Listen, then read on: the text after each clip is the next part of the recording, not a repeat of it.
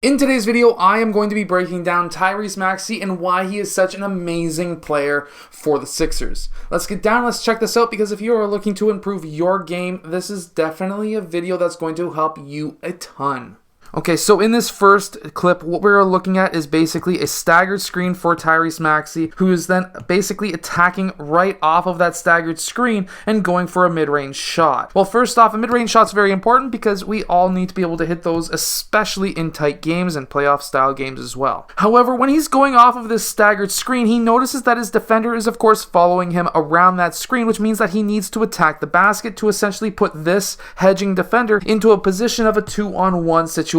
When he comes off of that staggered screen, Nikola Jokic has two different decisions. He can go up on Tyrese Maxey and contest the shot, and then have the defense, of course, swing to protect against that rolling player. However, what we do see is Tyrese Maxey hitting a mid-range shot because Nikola Jokic was too worried about his main matchup, who was rolling towards the basket. Here we see him using a screen one more time, and now he's attacking the other team's center. However, when he attacks that rim, he's able to get that shot off, because when he is attacking the rim, he keeps the ball on the opposite side of his body than the other team's center. That's number one. Number two is when he goes up for his shot, he has two hands on the ball, and something else that we do notice is when he is going up for his shot, he goes with his elbow into the armpit or upper arm of that defender. That then is able to clear out that arm so that he can finish with his right hand on that right side. He also really knows how to use the screen. Here he's getting a screen by Harris.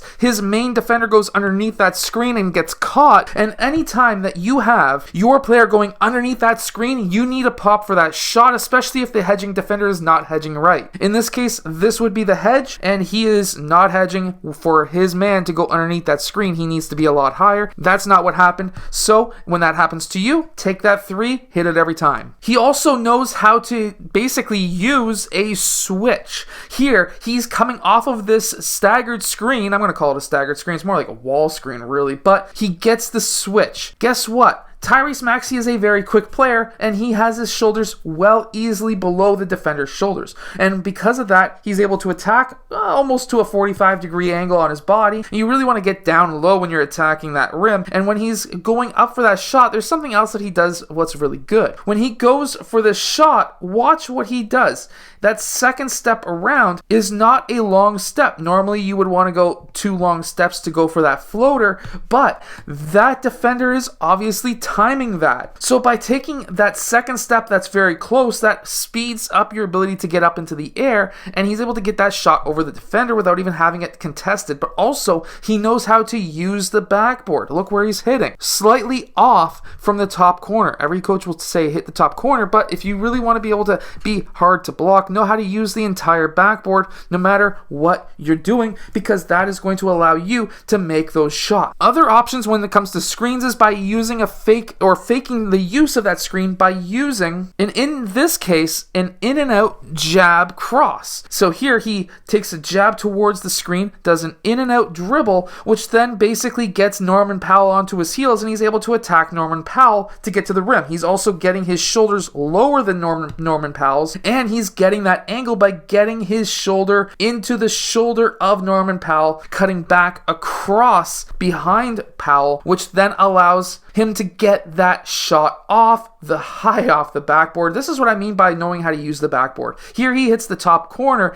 which allows him to hit that shot. Know how to use the entire backboard. Also, when you're attacking the rim, know how to do a one-hand gather layup. That's going to really help you get those shots over defenders. See, defenders will try to time your two steps by when you gather. Well, guess what? By gathering on with one foot or with one hand, you can essentially just take a one-step layup. Here he gathers right there, takes one step, and then uses the opposite knee or opposite foot to hand. Usually you would want to have the right leg with the right hand. And guess what? If you can take one step only and go with a one-hand gather, that will allow you to get those shots over those defenders much easier. Remember, you want to be able to finish with your right and left on both sides, but also with your right and left foot as well. One of his go-to moves is when he attacks the basket, and then on his second step, he then, instead of going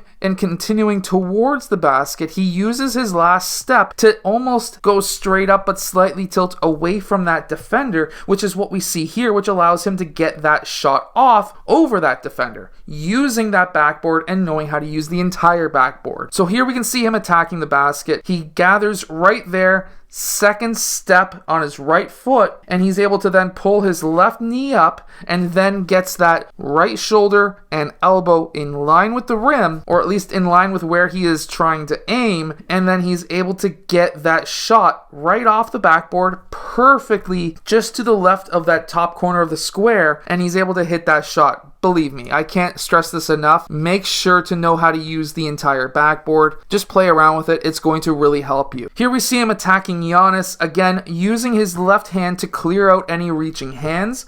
And then, guess what?